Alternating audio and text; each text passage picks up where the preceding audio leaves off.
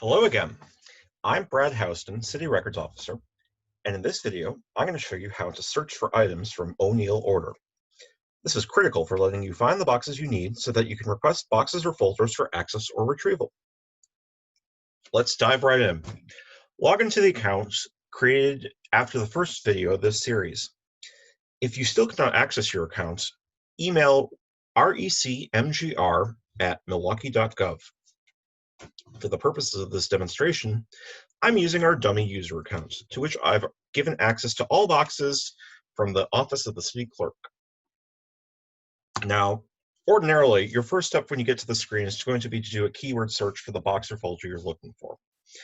This is very straightforward. Just type in a term you want to search on, such as streetcar, and hit enter, and the system will return all of the boxes that have that word somewhere in the record. Now, the problem is that this system is not Google, so your search term needs to be exact, and the list of results doesn't necessarily show you where in the record the word appears. Moreover, if it was spelled wrong in the record, it's not going to come up even if you spell it right in the search. So if you're searching something generic like lead, you're going to get some records that you don't have any idea what they correspond to. So in addition to that, I want to show you the filtering capabilities in a bit more detail for when you have most, but not all, of the details of the item you're requesting. So let's clear filters here. And now we are going to do a search on only file folders, which will tell you if a folder has been requested previously in most cases. And yikes! I know we didn't provide this much folder info for any box that we have in the Record Center right now. What this is that when we migrated over from our old system, we put our existing request records into the folder section. So any folder with 4 Fs at the front of the folder number is a proxy. If and when you provide us with numbers for actual folders, they will be completely numeric. If the proxy folders are too much of a distraction, we can also write you a query to filter them out. In this case, I know that all of the folders in this department are those proxies, so let's uncheck that and check container instead. Much better. All of these boxes are real, but there are also 2,500 of them, which you can see down here. So to find the box I want, I'm going to use filters.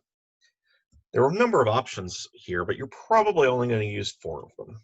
So first of all, item status is going to tell you if what we have in storage, what's been destroyed already, and which boxes or folders are checked out and in your office. In this case, let's check out the ones that are in the Record Center. Only knocks out about 30 boxes, but it's the thought that counts. Next one you're going to probably use is account code. This is going to be mostly useful if your department has multiple sub-departments. It allows you to narrow down by 1 or more of those sub-departments. The numbers here are the same as the numbers you were using for the old system. So in this case, we're going to filter down to 133, which is council services. So we're down to about 1,600 boxes now, which is good, but it could be better. So the third useful filter is going to be the from to range. And that is going to be an inclusive search, which means that if we put, for example, 1112 in here, it automatically determines whether you're looking at the 1900s or the 2000s. It's going to show all of the boxes from the year 2012, and we can see what those are, the dates, by going over here. But also, boxes that start in 2016, or start in 2006 rather, and end in 2016, because 2012 is between those.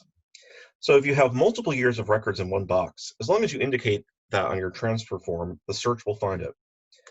With all date filters, you need to format as month/date/year for the system to read them correctly. Last, sequence range. This is if you have a set range of files in a number of given boxes and are looking for the specific box that contains the file you want. Like with dates, this works if your search term is alphabetically or numerically between the start and the end of the range.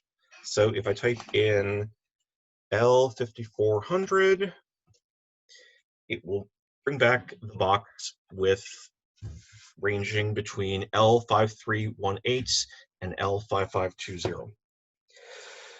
Note, however, that L is alphabetically between some other ranges that have nothing to do with the numbering scheme here, so it can bring back false positives as well. I should note here that while we are converting as many of these ranges in the description to ranges on here as we can, not all boxes are going to have ranges, and not all boxes need ranges, but to the extent that you have them, this is one way to make your search easier. So the filters are pretty good. They don't do everything you'd probably like. So most obviously, they don't have an option to search by record series number, which you should have from your records coordinator's table of departmental schedules. So if you need more things to filter on, you can go up here to this dropdown and change it to advanced search, which replaces the filters with a number of search options. So in this case, let's say we know that the box we're looking for is from the subject files series. The record series for this is 18-0042, so let's plug that in and hit search. And this is all of the records from 18-0042 only, which is basically subject files.